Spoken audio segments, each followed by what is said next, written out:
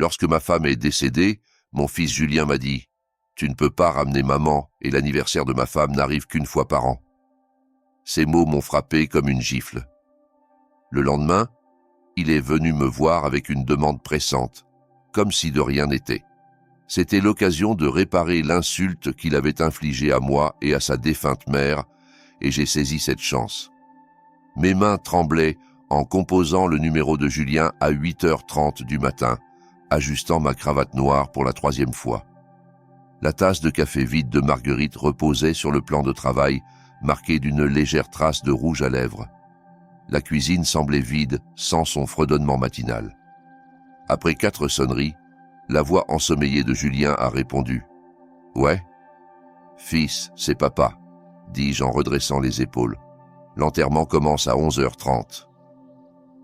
De la musique forte résonnait à travers le téléphone, accompagnée de rires et de la voix stridente d'Élodie, sa femme, parlant de décoration. Julien s'éclaircit la gorge. « Papa, je te l'ai dit hier. La fête d'anniversaire d'Élodie est ce soir. On planifie ça depuis des mois. » Ces mots m'ont glacé. Je serrai le combiné plus fort. « L'enterrement de ta mère, c'est aujourd'hui, Julien. Une fois dans une vie. » Il répondit « Écoute, maman ne reviendra pas, mais l'anniversaire de ma femme, c'est une fois par an. On a des traiteurs, le groupe installe son matériel. Ta femme t'a élevé pendant 35 ans, je le sais, mais je ne peux pas abandonner Élodie pour son jour spécial, tu comprends? Non. » La tonalité a bourdonné dans mon oreille. Je suis resté immobile 3 minutes, fixant les lunettes de lecture de Marguerite près du téléphone. L'horloge de la cuisine indiquait 8h47. Mon alliance reflétait la lumière du soleil matinal filtrant par les fenêtres qu'elle avait nettoyées la semaine dernière. J'ai trouvé le programme de l'enterrement sur le plan de travail avec le nom de Julien noté comme porteur du cercueil. D'un trait de stylo, je l'ai rayé avec détermination. À l'église Saint-Michel, les visages se tournaient vers moi, pleins d'attente. « Où est Julien ?» ne cessait de demander Patricia, la sœur de Marguerite. J'avais préparé ma réponse, des engagements importants. Les mots avaient un goût amer. 23 personnes étaient venues honorer ma femme après 40 ans de mariage. Notre fils n'en faisait pas partie. Je me tenais seul près du cercueil, entouré des amis du club de jardinage de Marguerite et de nos anciens voisins. L'absence de Julien était criante. « Elle était si fière de ce garçon », murmura Madame Dubois, une amie de longue date, toujours à parler de ses succès. J'acquiesçais, la gorge serrée. Marguerite avait défendu Julien jusqu'à son dernier souffle. « Il est juste occupé avec sa nouvelle vie », disait-elle quand il manquait ses rendez-vous de chimiothérapie. Les jeunes couples ont besoin d'espace. Le prêtre parlait des liens familiaux et de l'amour éternel. Je regardais la terre tomber sur le bois verni du cercueil, chaque pelletée ensevelissant non seulement Marguerite, mais aussi mes illusions sur notre fils. En rentrant chez moi, je serrais le volant jusqu'à ce que mes jointures blanchissent. Le siège passager, où Marguerite s'asseyait toujours, restait vide. Elle insistait toujours pour prendre sa petite Renault plutôt que mon camion, disant que c'était meilleur pour l'environnement. La radio jouait sa chanson préférée, je l'ai éteinte. Notre rue à Dijon semblait inchangée, avec ses pelouses soignées et ses boîtes aux lettres peintes, la vie que nous avions construite ensemble. Je me suis garé dans l'allée et suis resté un instant, rassemblant mes forces pour affronter le vide. À l'intérieur, la clé tourna dans la serrure avec son clic familier. J'ai accroché mes clés au crochet que Marguerite avait installé, un petit geste quotidien qui semblait monumental dans le silence. Pas de fredonnement dans la cuisine, pas de télévision en fond sonore, juste la maison qui s'installait autour de 40 ans de souvenirs. J'ai desserré ma cravate noire et me suis affalé dans mon fauteuil en cuir marron, celui que Marguerite disait toujours ne pas aller avec ses rideaux fleuris. Elle voulait redécorer depuis des années, mais j'étais trop occupé à développer l'entreprise. Maintenant, ces rideaux resteraient pour toujours. Notre photo de mariage trônait sur la cheminée. Marguerite a 23 ans, radieuse dans la robe de sa grand-mère. Nous nous étions mariés ici, à Dijon, promettant de tout partager. J'avais tenu cette promesse, peut-être trop bien. Les souvenirs affluaient sans que je puisse les retenir. Julien faisant ses premiers pas dans ce salon, tendant ses petites mains potelées vers les bras ouverts de Marguerite. Les anniversaires, avec des décorations faites maison, parce que nous n'avions pas les moyens d'acheter celles des magasins. Marguerite travaillant des doubles services au bistrot, pendant que je lançais l'entreprise de construction. Elle ne s'était jamais plainte, ni des journées de 16 heures, ni des semaines où nous mangions des pâtes au fromage. « On construit l'avenir de Julien », murmurait-elle, après qu'il s'était endormi entre nous, trop jeune pour avoir sa propre chambre. J'ai trouvé sa Bible sur la table de nuit, avec des marque-pages dans les psaumes. Une note manuscrite en est tombée. « Mon cher Alain, ne laisse pas Julien nous oublier. Nous lui avons tout donné. J'espère que c'était assez. Tout mon amour, monsieur. » Ma main tremblait en lisant son écriture soignée. Dans le placard, j'ai découvert une boîte spéciale qu'elle avait cachée. Les bulletins scolaires de Julien, de la maternelle à l'université, chaque A plus célébré, chaque réussite chérie. Elle avait écrit des petits mots sur chacun, tellement fier, notre garçon brillant. Les photos de remise de diplôme étaient les plus douloureuses. Julien en toge, diplôme payé par les heures supplémentaires de Marguerite et mes travaux de week-end. Coût total, 200 000 €. Son sourire fier n'avait jamais reconnu les sacrifices derrière son succès. J'ai sorti ma calculatrice et commencé à additionner. La compte pour sa maison, 350 000 €. Son mariage avec Élodie, 75 000 €. Sa première voiture, 35 000 €. L'école de commerce qu'il avait exigée mais jamais utilisée, 48 000 €. Les prêts d'urgence pour des vacances, les échecs commerciaux d'Élodie. La tasse de café de Marguerite était encore dans le lave-vaisselle, son roman d'amour ouvert sur la table de nuit, un marque-page attendant des yeux qui ne liraient plus jamais. Les cartes de rétablissement des amis couvraient le plan de travail, des gens qui s'étaient plus souciés de ces derniers mois que son propre fils. Les chiffres grimpaient, 847 000 € au total, presque 1 million d'euros de nos vies donnés avec amour et espoir. Je me souvenais de mon propre père, un homme dur qui ne m'avait rien donné d'autre que l'attente de me débrouiller seul. « Construis ton propre caractère », disait-il. Peut-être avait-il raison. La nuit tombait dehors, et je n'ai pas allumé les lumières. Une voiture s'est garée dans l'allée, le moteur tournant au ralenti.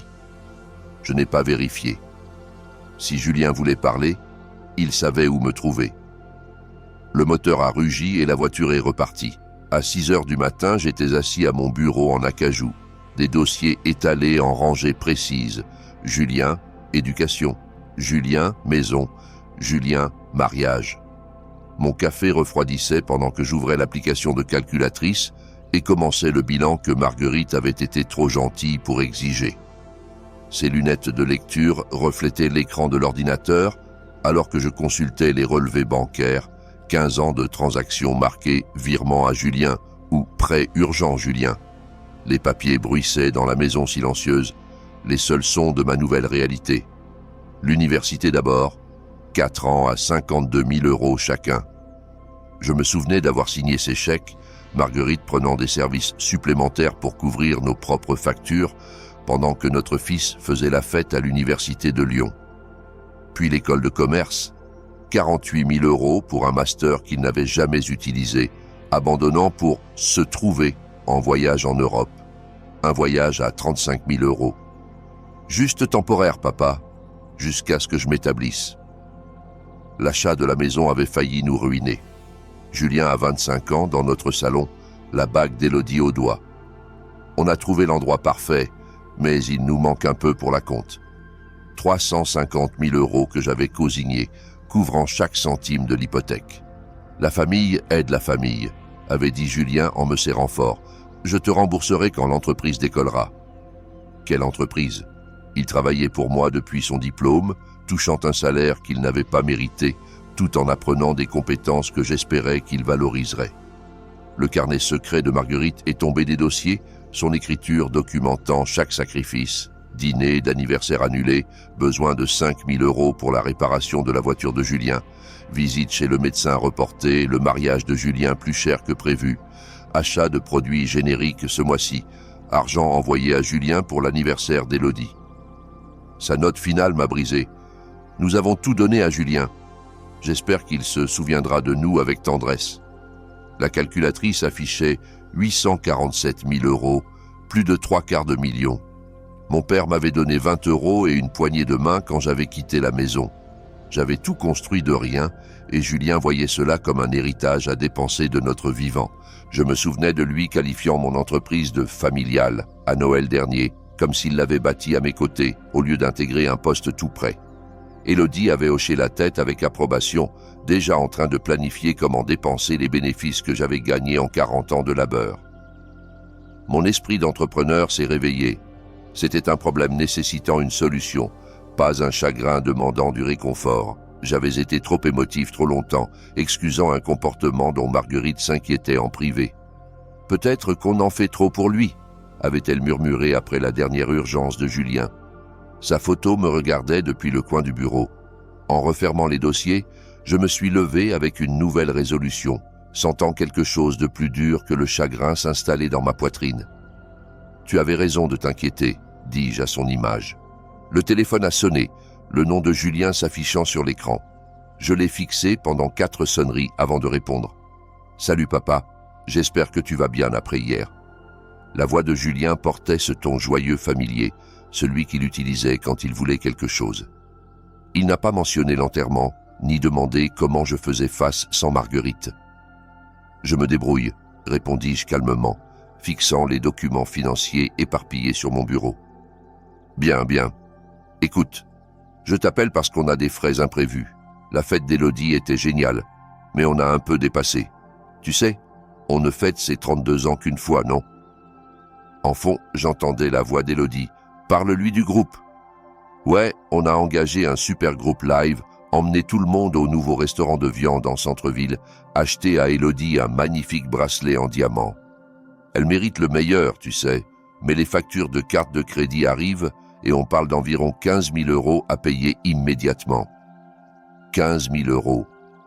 Prêt numéro 47, en 15 ans. Hier, j'avais enterré ma femme. Aujourd'hui, mon fils voulait de l'argent pour une fête. Alors, tu peux virer l'argent sur mon compte aujourd'hui. Élodie est vraiment stressée par les factures et tu sais comment elle est quand elle s'inquiète. Le moment s'étira entre nous. Je regardais la photo de Marguerite, puis les colonnes de chiffres documentant le coût total de Julien pour notre mariage. Non. Un silence. Puis, comment ça, non? Il y a un problème avec la banque? Je veux dire non, Julien. Je ne te donnerai plus d'argent. Le masque joyeux glissa de sa voix. Tu es sérieux? Après tout ce qu'on a traversé cette semaine. Tout ce qu'on a traversé. Comme s'il avait souffert de l'enterrement de Marguerite au lieu de donner une fête. Tu as 35 ans, Julien. Et alors, qu'est-ce que ça a à voir avec aider ton fils dans une situation difficile? Ce n'est pas comme si tu n'avais pas les moyens. La voix d'Élodie monta en fond. Dis-lui qu'on a besoin de cet argent. On l'a déjà dépensé. Je répétais, non. Les mots semblaient étranges dans ma bouche, la première fois que je refusais quoi que ce soit à Julien. C'est incroyable. Sa voix devint froide. Maman vient de mourir, et tu fais des histoires pour de l'argent. Elle voudrait que tu nous aides. La manipulation était si naturelle, si bien rodée. Combien de fois avait-il joué cette carte? Combien de fois Marguerite et moi avions cédé par loyauté familiale? Ta mère voulait que tu sois à son enterrement. La respiration de Julien devint lourde. Très bien, on se débrouillera seul. On maximisera d'autres cartes. On empruntera aux parents d'Élodie, peu importe. Mais ne t'attends pas à nous voir souvent si c'est comme ça que tu vas être. La menace resta en suspens. Pendant 35 ans, ça avait parfaitement fonctionné. La présence de Julien comme récompense pour mon argent, son absence comme punition pour un refus. Je comprends, dis-je calmement. Tu, quoi? Je comprends. Prends soin de toi, Julien.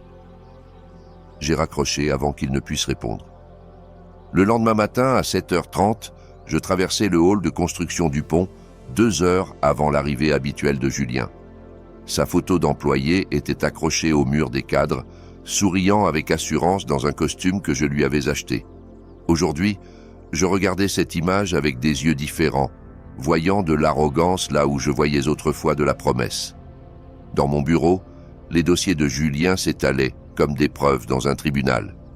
8 ans de registre d'emploi racontaient la vraie histoire. Délais manqués, plaintes des entrepreneurs, rapports de dépenses gonflés, projets retardés parce que Julien préférait de longs déjeuners à la supervision. Les relations avec les clients abîmées par son attitude désinvolte envers les engagements. J'avais excusé tout cela par loyauté familiale, les doux rappels de Marguerite qui l'apprenait encore. Mais ces documents révélaient un schéma de négligence professionnelle qui aurait mis fin à la carrière de n'importe quel autre employé. À 8h45, j'ai convoqué Sophie Martin, notre directrice des ressources humaines. Elle n'a pas semblé surprise quand j'ai expliqué ma décision. Elle documentait les infractions de Julien depuis des mois, attendant que j'agisse. « Je prépare les documents de licenciement immédiatement », dit-elle calmement. « Escorte de sécurité ? » ?»« Oui, protocole standard pour les licenciements de cadres. » J'ai répété mon discours devant le miroir du bureau, observant mon reflet prononcer les mots avec un professionnalisme stable. Pas d'émotion, pas d'explication au-delà de ce que la loi exigeait. Julien entrerait dans cette pièce en tant qu'employé de mon fils et en sortirait comme un employé licencié. À 9h30, Julien est arrivé avec 15 minutes de retard, plaisantant avec la réceptionniste sur sa récupération après la fête d'Élodie. Son rire résonnait dans le hall, tandis que les collègues jetaient des regards nerveux vers ma porte fermée.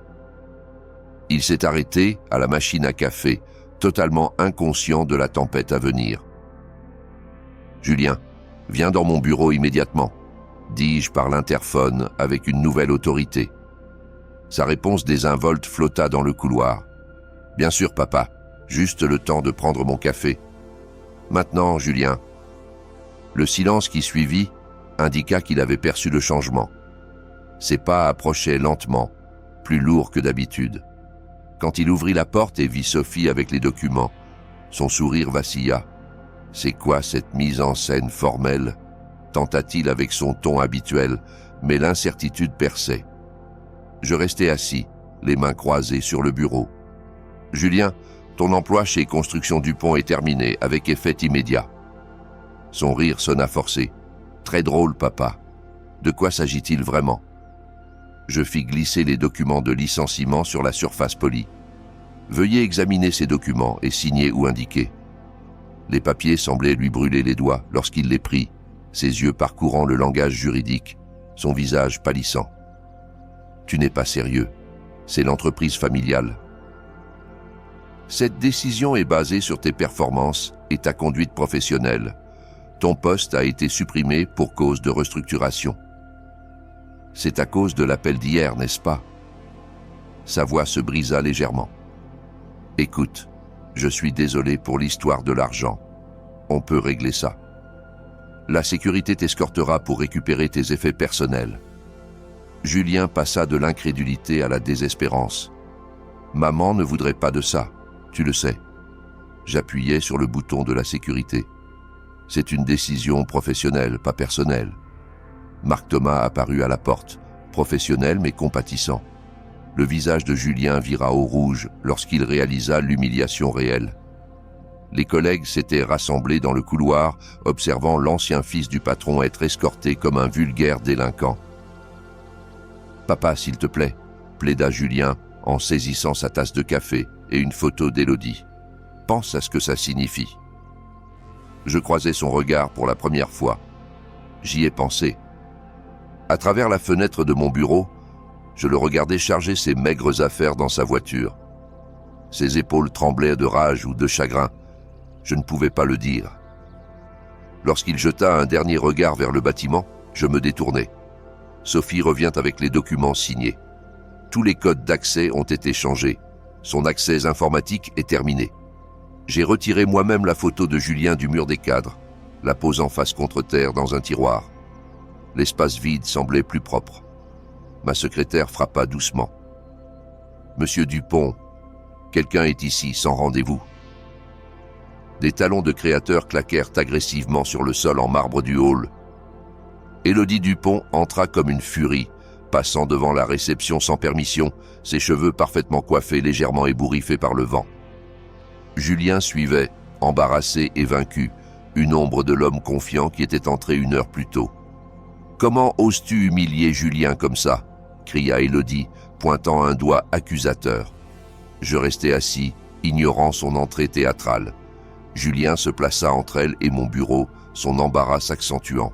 « Élodie, laisse-moi gérer ça. » Elle l'ignora totalement. « On a des factures à payer, Alain, un mode de vie à maintenir. Cette entreprise familiale appartient aussi à Julien. »« C'est un lieu de travail privé, » dis-je calmement. « Vous devez partir. » Son visage s'empourpra. « On mérite une indemnité de licenciement, au moins 6 mois. Julien a travaillé ici 8 ans, tu nous dois ça. » Les faibles tentatives de Julien pour calmer la situation tombèrent dans l'oreille d'une sourde. « Papa, s'il te plaît, peut-on discuter en privé ?»« Non, » coupa Élodie. « Il doit entendre ça. Je connais les lois sur le licenciement abusif. » « Julien était un employé à volonté, » répondis-je posément. « Aucune indemnité n'est requise par la loi ou le contrat. » Les attaques d'Élodie devinrent personnelles, avec une précision venimeuse. « Marguerite aurait honte de la façon dont tu traites son fils. Tu fais une dépression nerveuse, n'est-ce pas? Juste un vieil homme amer qui se venge sur nous. » Le visage de Julien blêmit. « Élodie, s'il te plaît, ne dis pas ça. » Ma mâchoire se crispa, mais je gardai mon calme. C'était exactement la réaction que j'attendais d'elle. Une manipulation déguisée en colère justifiée. Julien tenta désespérément de reprendre le contrôle. « Papa, je sais que j'ai merdé avec l'enterrement, je suis désolé, mais détruire ma carrière ne ramènera pas maman. Pense à ce que ça signifie pour notre famille, pour de futurs petits-enfants. » Les mots flottaient comme une fumée d'un feu mourant. Je regardais cet homme qui partageait mon ADN, mais aucune de mes valeurs. Quelle famille? Les menaces financières d'Élodie s'intensifièrent. On poursuivra pour notre part de l'héritage de Marguerite. Julien a droit à la moitié de tout. On sait pour l'assurance vie. Marguerite m'a tout laissé, dis-je simplement, faisant éclater momentanément son assurance. C'est impossible. On consultera un avocat. J'appuyais sur le bouton de la sécurité alors que la voix d'Élodie atteignait des niveaux dangereux. Marc Thomas revint avec un renfort, leur présence remplissant l'embrasure de la porte. Plusieurs employés s'étaient rassemblés dans le couloir, attirés par le tumulte. « Je ne pars pas !» hurla Élodie alors que la sécurité s'approchait. « C'est du vol! C'est de l'abus !» Sa résistance était futile mais bruyante. Tout le bureau entendit ses menaces et accusations alors qu'elle était escortée hors du hall. L'humiliation de Julien atteignit de nouveaux sommets, voyant sa femme physiquement expulsée de son ancien lieu de travail. Quand le bruit s'estompa, Julien resta seul avec moi. Sa dernière tentative de manipulation émotionnelle vint dans un murmure. « Je suis toute la famille qu'il te reste. » Ces mots étaient censés me briser. Au lieu de cela, ils clarifièrent tout. Je regardais cet étranger qui portait le visage de mon fils depuis 35 ans et livrait la vérité qu'il devait entendre. « Non, tu es juste quelqu'un qui était mon fils. » Le visage de Julien s'effondra. Pendant un instant, je vis le petit garçon qui courait dans mes bras après l'école. Puis le moment passa et seul l'étranger arrogant resta. Il partit sans un mot de plus. J'ai adressé mes employés inquiets avec un calme professionnel, expliquant que c'était une affaire personnelle qui n'affecterait pas les opérations de l'entreprise. La plupart hochèrent la tête avec compréhension. Ils avaient été témoins des piètres performances de Julien pendant des années. « Veuillez vous assurer que Madame Dupont ne soit plus jamais autorisée dans ce bâtiment », ordonnai-je à la sécurité. Seul dans mon bureau, je sentis mes mains trembler légèrement. La partie la plus difficile était terminée. Je regardais la photo de Marguerite sur mon bureau. J'espère que tu comprends. En ouvrant mon ordinateur, je cherchais des avocats spécialisés en planification successorale. Il était temps d'accélérer la prochaine phase. J'ai pris rendez-vous avec Robert Chen pour cet après-midi-là, puis j'ai remarqué l'anniversaire de Julien, marqué sur mon calendrier pour le mois prochain. Je l'ai supprimé définitivement. Les prestigieux bureaux de Chen et Associés occupaient le dernier étage du plus haut immeuble de Dijon. À 14h30, j'entrais dans la réception avec ma mallette en cuir contenant le testament de Marguerite, les documents d'assurance et les dossiers financiers qui redessineraient de l'avenir de ma famille. La réceptionniste me reconnut immédiatement, m'escortant directement au bureau d'angle de Robert Chen. La lumière de l'après-midi filtrait à travers de grandes fenêtres surplombant le centre-ville de Dijon, illuminant des rangées de livres de droit et des dossiers actifs qui créaient une atmosphère d'affaires sérieuse. Robert se leva de derrière son bureau en acajou, une inquiétude visible dans ses yeux. Nous étions amis depuis 20 ans. Il avait géré le testament de Marguerite, l'incorporation de mon entreprise et de nombreuses affaires juridiques nécessitant de la discrétion. « Comment vas-tu, Alain ?» demanda-t-il avec une sympathie sincère. Je refusai son offre de café et m'installai dans le fauteuil en cuir en face de son bureau. J'ai besoin de modifier ma planification successorale. L'expression de Robert passa en mode professionnel.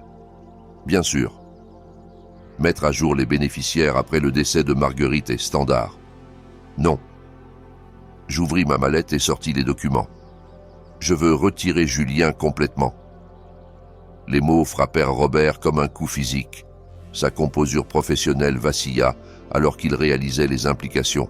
« Alain, je dois comprendre ce qui motive cette décision. » J'expliquai calmement l'absence de Julien à l'enterrement, citant ses mots exacts sur la fête d'anniversaire d'Élodie étant plus importante. Le visage de Robert s'assombrit à chaque détail.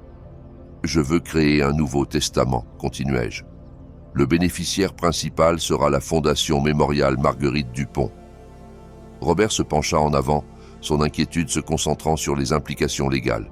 « Alain, je suis obligé de m'assurer que tu réfléchis clairement à cette décision. » Je n'ai jamais été aussi certain. J'exposai ma vision.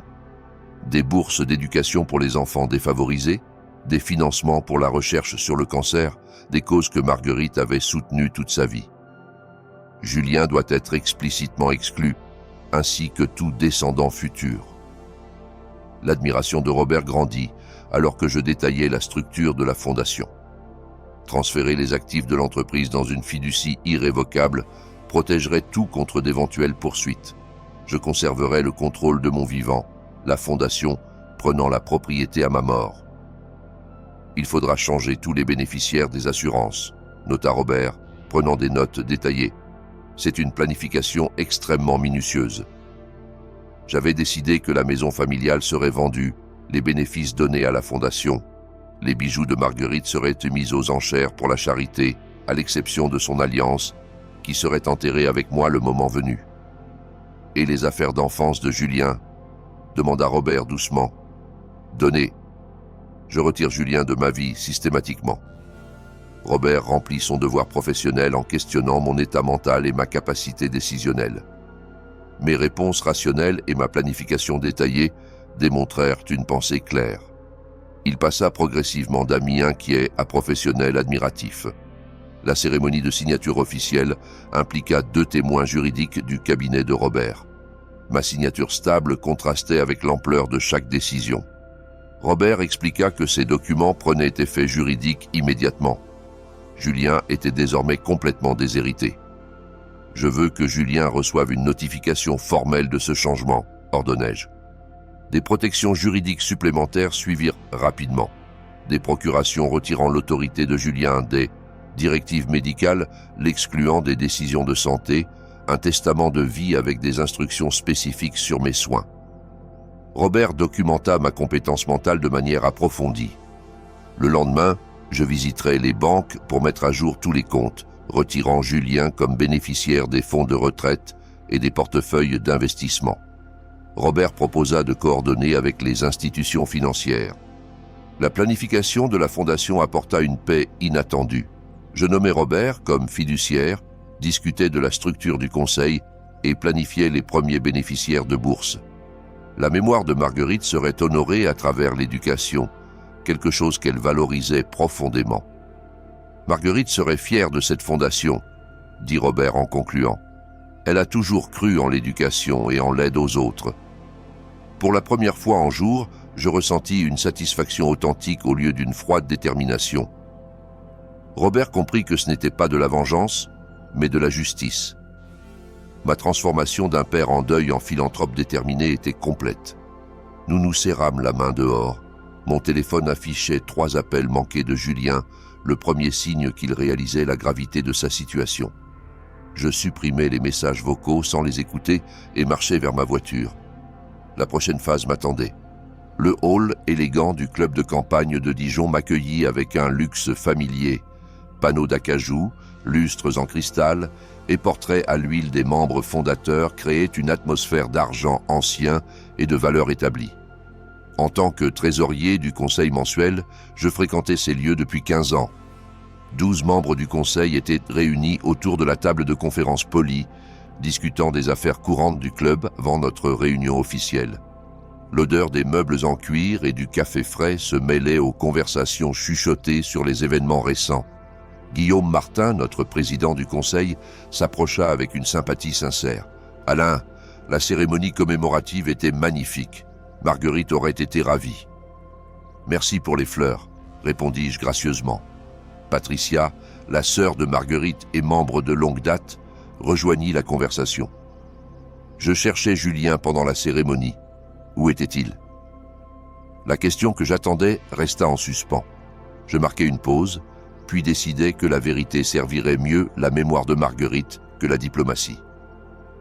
Julien a choisi de ne pas assister à l'enterrement de sa mère. Le silence choqué se propagea comme des ondulations sur l'eau. Le visage de Patricia blêmit. Comment ça, choisi de ne pas y assister? Je livrai les mots exacts de Julien sur la fête d'anniversaire d'Élodie étant plus importante. Le dégoût visible sur les visages des membres du conseil en disait long sur leurs valeurs, des valeurs que Julien avait abandonnées. La femme de Guillaume, Claire, avait écouté depuis le couloir. En quelques minutes, elle passait des appels. L'histoire atteignit le club de bridge des dames en 1 heure, puis se répandit comme une traînée de poudre parmi l'élite sociale de Dijon. Je rentrais chez moi, inconscient de la tempête sociale que j'avais déclenchée. Les premières conséquences frappèrent Élodie le lendemain matin.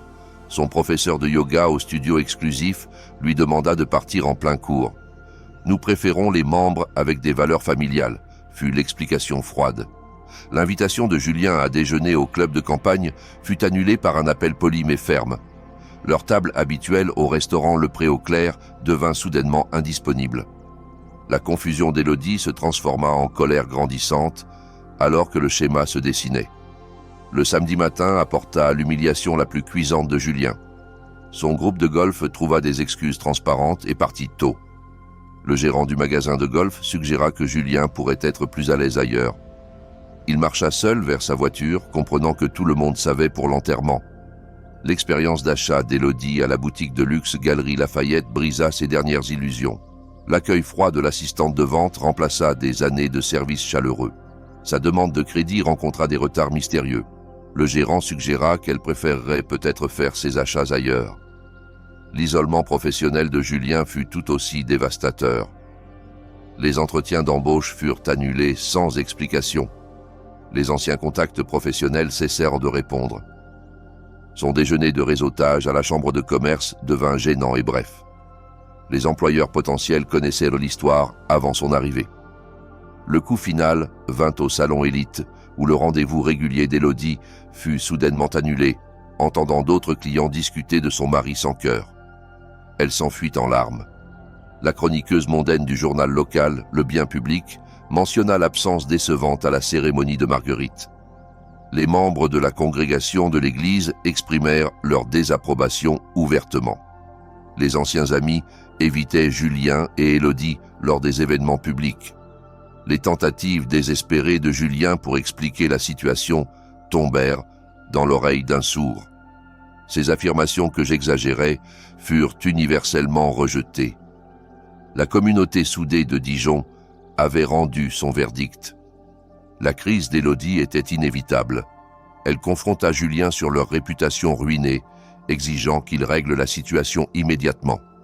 Quand Julien admit qu'il ne savait pas comment, elle menaça de le quitter si les choses ne s'amélioraient pas. J'appris ces conséquences sociales de diverses sources, ressentant une satisfaction que la justice était rendue naturellement. Les valeurs de Dijon s'alignaient sur les miennes. Loyauté familiale, respect des défunts, décence humaine de base. Julien avait violé tout cela. La communauté honorait la mémoire de Marguerite en rejetant ceux qui l'avaient déshonorée. Mon téléphone sonna pendant le petit déjeuner. La voix du directeur de la banque portait une inquiétude professionnelle.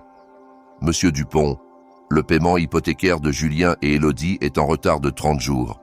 Vous êtes toujours garant du prêt, correct ?» Je marquai une pause, considérant les implications. J'aimerais programmer une réunion demain matin pour discuter des changements à mes garanties. La pression financière compléterait ce que l'exil social avait commencé. À 9 heures, je traversai le hall en marbre de la Banque nationale, passant devant les portraits à l'huile des membres fondateurs qui avaient bâti leur fortune sur un travail honnête et des valeurs familiales. Le bureau d'angle du directeur, David Lambert, donnait sur la Saône, où les péniches transportaient des marchandises qui avaient construit la prospérité de Dijon pendant des générations. L'attitude nerveuse de David était évidente, alors qu'il examinait les dossiers de Julien et Élodie éparpillés sur son bureau en acajou. Contrats hypothécaires, accords de prêt et formulaires de garantie formaient une piste de dépendance financière sur le point de s'achever. « Alain, merci d'être venu si rapidement », dit David avec une formalité gênée. L'hypothèque de Julien est maintenant en retard de 60 jours. Le montant dû est de 18 400 €. Je restais parfaitement composé, les mains croisées. Je comprends que vous avez besoin de mon paiement de garantie. Eh bien oui, comme vous l'avez fait ces 3 derniers mois. L'hypothèse de David planait comme de la fumée avant un incendie. Je retire ma garantie avec effet immédiat. Le visage du banquier pâlit. Je ne comprends pas. Vous avez garanti ce prêt pendant 8 ans. Je présentais des documents juridiques pré-rédigés par le cabinet de Robert Chen. Vous trouverez tout en ordre. Préavis de 30 jours comme requis par la loi. David appela frénétiquement le service juridique de la banque, tandis que je restais assis, observant calmement le trafic matinal sur le pont. Marguerite et moi avions marché ensemble tant de fois. La voix de l'avocat à travers le haut-parleur confirma ce que David craignait. Mon retrait était parfaitement légal. Cela signifie que nous devrons entamer une procédure de saisie, dit David faiblement. Je comprends. Veuillez accélérer le processus. Pendant ce temps, à l'autre bout de la ville, Julien endurait son 10e entretien d'embauche en 2 semaines. L'accueil froid de l'intervieweur suivait un schéma qu'il avait appris à anticiper. Ses explications préparées sur la recherche de nouveaux défis tombèrent dans l'oreille d'un sourd qui connaissait déjà l'histoire de l'enterrement. « Merci pour votre temps, monsieur Dupont. Nous vous contacterons. » Le rejet poli portait une finalité. La désespérance croissante de Julien se voyait dans ses épaules voûtées alors qu'il marchait vers sa vieille Renault. La BMW avait été saisie le mois dernier. Cet après-midi-là, Élodie découvrit la crise des cartes de crédit chez Printemps. Sa carte platine fut refusée pour un simple achat, un mascara pour remplacer celui qu'elle avait pleuré. « Il doit y avoir une erreur », dit-elle à l'assistante de vente embarrassée. Son appel furieux à la société de cartes révéla la vérité. Votre co-signataire a retiré sa garantie. Le compte est suspendu jusqu'au paiement intégral du solde. L'humiliation publique d'Élodie s'intensifia alors que d'autres clients la regardaient argumenter avec le service client. La réalité devint limpide. J'avais systématiquement retiré chaque filet de sécurité financier qu'ils prenaient pour acquis. Julien et Élodie rentrèrent chez eux pour trouver l'électricité coupée. L'avis de la compagnie d'électricité citait des factures impayées totalisant plus de 1 200 €. Les négociations échouées de Julien avec le service de paiement prirent fin lorsqu'ils découvrirent son licenciement. Leur première nuit à la chandelle devint un cours intensif de réalité. Élodie arpentait leur salon sombre, ses talons de créateur claquant contre le parquet, accusant Julien d'avoir détruit leur vie. Ses faibles tentatives pour me blâmer d'être vindicatif rencontrèrent son hystérie croissante. « Répare ça ou je pars », déclara-t-elle avec venin. Les demandes de crédit désespérées de Julien furent refusées instantanément. Son ratio dette-revenu était devenu impossible sans emploi stable. Les cartes maxées d'Élodie n'offraient aucun soulagement. Pour la première fois, ils discutèrent de la faillite avec une peur réelle. La vente de garage de leurs objets de luxe rapporta des retours pathétiques. Les cadeaux de mariage qui avaient coûté des centaines d'euros aux invités se vendaient 20 €. Les anciens amis passaient en voiture, mais ne s'arrêtaient pas. Élodie regardait sa collection de bijoux disparaître aux mains d'étrangers, tandis que Julien vendait ses clubs de golf à un adolescent. La saisie de la BMW en plein jour divertit le quartier. L'humiliation de Julien était complète, alors qu'il retirait ses effets personnels sous le regard impatient de l'agent de saisie. Élodie criait contre le chauffeur pendant que les voisins observaient depuis leurs fenêtres. Je passais devant leur maison ce soir-là, observant le chaos visible avec satisfaction. Ce n'était pas de la cruauté, c'était la conséquence. Marguerite avait toujours enseigné que les actions ont des résultats. Julien apprenait enfin cette leçon. Quand Julien appela, suppliant pour une rencontre en face à face, prétendant avoir quelque chose d'important à dire, j'acceptais de le rencontrer au parc de la Colombière l'après-midi suivant, le même parc où je lui avais appris à faire du vélo 30 ans auparavant, quand il me regardait encore avec amour plutôt qu'avec calcul. J'ai raccroché et regardé une photo encadrée du jeune Julien sur son vélo, me souvenant de temps plus simples. Puis je posai la photo face contre terre sur mon bureau. 6 mois après ma réunion bancaire, la vente aux enchères de saisie eut lieu sur les marches du tribunal de Dijon. J'observais depuis l'autre côté de la rue dans ma berline noire, regardant le 1247, avenue des Acacias, l'ancienne maison de rêve de Julien et Élodie, mise en vente publique. L'huissier lut la description légale avec une précision bureaucratique, tandis qu'une petite foule d'investisseurs immobiliers et de curieux se rassemblait. Julien et Élodie se tenaient à l'écart, les larmes d'Élodie reflétant la lumière du matin. À travers mes jumelles, j'observais leur humiliation finale se dérouler. Mise à prix à 280 000 € pour cette maison coloniale de 4 chambres, annonça l'huissier. Une femme en tailleur bleu marine leva la main avec assurance. Julien tenta frénétiquement de l'identifier tout en chuchotant à Élodie. Les enchères atteignirent 315 000 € avec seulement 2 participants restants, la femme mystérieuse et un entrepreneur local. Quand mon avocat, Robert Chen, arriva et fit un signe à la femme, la suspicion croissante de Julien se cristallisa en une réalisation choquée. « C'est l'avocat de papa », murmura-t-il à Élodie, sa voix portant à travers la foule silencieuse. L'incrédulité d'Élodie était audible. Il n'aurait pas fait ça, il n'aurait pas pu. La tentative désespérée de Julien d'approcher l'enchérisseuse fut stoppée par la sécurité du tribunal. L'enchère continua avec une efficacité mécanique, tandis que le monde de Julien s'effondrait en temps réel. 317 000 €, lança la femme en bleu marine. Adjugé 1 fois, 2 fois, vendu.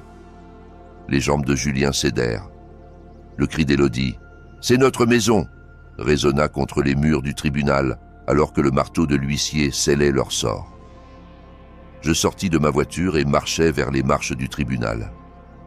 Ma présence fit comprendre à Julien l'ampleur de ma stratégie de 6 mois, le retrait de la garantie, le timing parfait, le montant de l'enchère calculé pour correspondre exactement au solde hypothécaire. Tout avait été orchestré avec une précision d'affaire. L'enchérisseuse mystérieuse se révéla être Sophie Martin, ma fidèle secrétaire, agissant pour le compte de la nouvellement formée Société Immobilière Martin. Julien tituba vers moi sur des jambes tremblantes, sa voix brisée à peine audible. « Comment as-tu pu nous faire ça ?»« Je n'ai rien fait, » répondis-je calmement. « C'est la banque qui l'a fait. » Ces supplications désespérées à propos du jardin préféré de Marguerite et de son amour pour cette maison rencontrèrent ma réponse froide. « Marguerite n'est plus là pour voir ce que tu es devenu. » L'attaque finale d'Élodie fut une charge sauvage, hurlant des accusations d'abus envers les personnes âgées et d'incompétence mentale. Robert Chen documenta son hystérie, tandis que la sécurité l'éloignait de moi. Toute la scène fournissait une preuve parfaite de leur vrai caractère. 2 semaines plus tard, le camion de déménagement semblait pitoyablement petit pour leur ancienne vie. Élodie jetait des vêtements dans des valises avec une colère violente, tandis que Julien enveloppait soigneusement le vase en cristal de Marguerite, le dernier cadeau le reliant à sa mère. Leurs anciens voisins observaient, mais n'offraient aucune aide. L'exil social était complet. L'ultimatum d'Élodie vint ce soir-là. Je ne peux plus vivre comme ça. Sa confession à propos de discussions avec son ex-petite amie marqua le point de rupture de leur mariage. J'ai épousé une famille riche, pas ça, furent ces mots cruels finaux. Julien passa sa dernière nuit seul dans la maison vide, parcourant des pièces remplies de souvenirs de temps meilleurs. Dans un tiroir de la cuisine, il trouva une note cachée de Marguerite. « Julien, souviens-toi, nous t'aimons. » Pour la première fois, de vraies larmes de regret coulèrent, alors qu'il comprenait ce qu'il avait vraiment perdu. Je reçois les clés de Sophie Martin avec une satisfaction tranquille. Ma décision de rénover la maison et de la donner à une famille méritante complétait le cercle. Marguerite aurait approuvé cette justice. Ce soir-là, Julien appela depuis une cabine téléphonique à l'extérieur d'un motel bon marché, son service mobile annulé. Le téléphone sonna chez moi, mais voyant le nom de Julien sur l'identifiant d'appel, je laissai le répondeur prendre le message. La confrontation finale pouvait attendre. Julien arriva à ma porte à 19h30 par une froide soirée de novembre, 3 mois après avoir perdu la maison. Son doigt hésita au-dessus de la sonnette pendant 1 minute entière pendant que j'observais depuis la fenêtre du salon, hésitant à répondre. Quand je finis par ouvrir la porte, je ne l'invitai pas à entrer. L'apparence de Julien me choqua. Mal rasé, vêtu d'une chemise froissée et d'un jean, il avait vieilli de 5 ans en 6 mois. Sa perte de poids évidente et sa posture vaincue contrastaient fortement avec son ancienne arrogance. « Papa, je sais que j'ai gravement merdé, » dit-il, la voix tremblante, lançant un discours répété sur sa compréhension de ses erreurs. Je l'écoutais impassiblement depuis le seuil, alors qu'il décrivait vivre dans un studio au-dessus d'une laverie, travailler dans une station-service pour le salaire minimum, et Élodie l'ayant quitté pour son ex-petite amie, propriétaire d'une chaîne de restaurants. « J'ai appris ma leçon sur ce qui compte vraiment, » prétendit-il. Quand il changea de tactique, suggérant que j'étais seul dans cette grande maison et offrant d'être le fils que maman voulait que je sois, je reconnus chaque technique de manipulation qu'il utilisait. « Quand est l'anniversaire de ta mère ?» demandai-je soudainement. Julien hésita, puis répondit mal. « Le 15 juin ?» Quelle était sa fleur préférée? Des roses? Une autre mauvaise réponse. Marguerite aimait les marguerites. Ma prise de conscience était complète. Julien n'avait jamais vraiment connu Marguerite. Sa frustration croissante face à mes questions révéla sa vraie nature. L'ancien ton arrogant revint. « C'est ridicule. Dis-moi juste ce que tu veux que je dise. » Finalement, son véritable but émergea. « Ok, oui, j'ai besoin d'aide. » Les avis d'expulsion, les promesses désespérées de me rembourser quand je serai sur pied, la suggestion que j'étais assez riche pour aider la famille. Julien me voyait encore comme un distributeur de billets. Sa manipulation finale impliqua Marguerite. Maman serait dévastée de nous voir comme ça.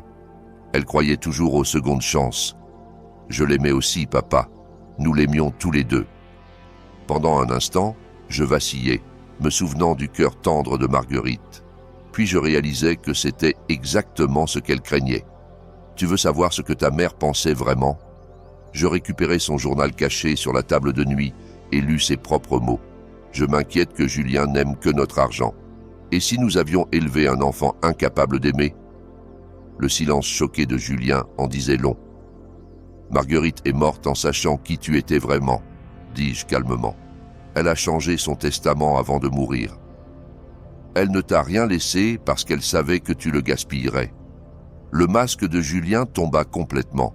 Ses menaces colériques de contester le testament et de me traiter de sénile révélèrent sa nature vindicative. Ces derniers mots cruels, « J'espère que tu mourras seul dans cette maison », me donnèrent une satisfaction complète en voyant son vrai caractère. Je reculai et fermai la porte doucement.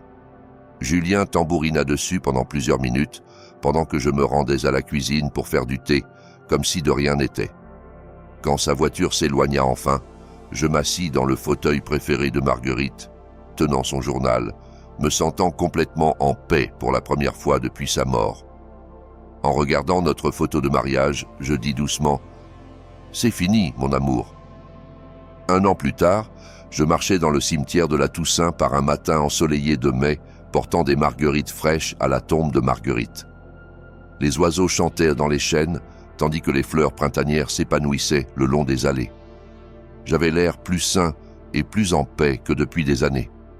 À genoux, près de la pierre tombale en granit poli de Marguerite, j'arrangeais les marguerites en parlant doucement des réussites de la première année de la Fondation Mémorial Marguerite Dupont, 20 bourses attribuées à des étudiants méritants, 200 000 € donnés à la recherche sur le cancer en son nom, l'inauguration du centre communautaire prévu pour son anniversaire. Julien travaille à la station-service Leclerc sur la Nationale 6, rapportai-je factuellement. Son divorce est finalisé. Élodie s'est remariée avec son propriétaire de restaurant. Julien vivait dans un isolement social complet et des difficultés financières. Je ne ressentais aucune satisfaction dans ses souffrances, seulement de la justice. En quittant le cimetière, je m'arrêtais au café des Capucines. Julien travaillait derrière le comptoir portant un uniforme taché. Nos regards se croisèrent à travers le café. Sa reconnaissance choquée et sa honte visible étaient palpables alors que je commandais calmement un café, le traitant comme n'importe quel employé. « Comment vas-tu, papa ?» La voix de Julien portait une humilité sincère pour la première fois. « Je vais bien, merci. »« Je sais que désolé ne suffit pas, » dit-il doucement. « Non, ça ne suffit pas. » Son aveu me surprit. Je comprends maintenant ce que j'ai perdu. Ce n'était jamais une question d'argent, n'est-ce pas? Tu voulais que je vous aime, pas votre portefeuille. Ta mère l'a compris aussi. Pour la première fois, les larmes de Julien semblaient sincères. J'ai fait ce que je devais faire, expliquai-je. Marguerite aurait approuvé. Je n'ai aucun regret. Je sais, accepta Julien. Je l'ai mérité. Quand il demanda s'il y avait un chemin de retour, je répondis honnêtement, je ne sais pas. Peut-être devras-tu prouver que tu as vraiment changé, pas avec des mots, mais par tes actions. Je décrivis ma nouvelle vie. Bénévolat au centre communautaire, nouvelles amitiés avec d'autres bénévoles, dîner du dimanche avec la famille Martin, dont la fille avait reçu une bourse. Je fréquentais Claire, une veuve gentille de l'église. Ma vie était pleine de sens et de relations authentiques. Rendre visite à Sophie Pelletier, notre première boursière, apportait une profonde satisfaction. Sa gratitude pour l'opportunité d'étudier en école d'infirmière, sa lettre à la mémoire de Marguerite sur le site de la Fondation, la mémoire de Marguerite vivait à travers l'éducation. En rentrant chez moi, je passais devant l'ancienne maison de Julien. La famille Ramirez l'avait transformée en un foyer rempli d'amour et de gratitude. Monsieur Ramirez me salua depuis le jardin que Marguerite entretenait autrefois. Des enfants jouaient là où Julien jouait jadis.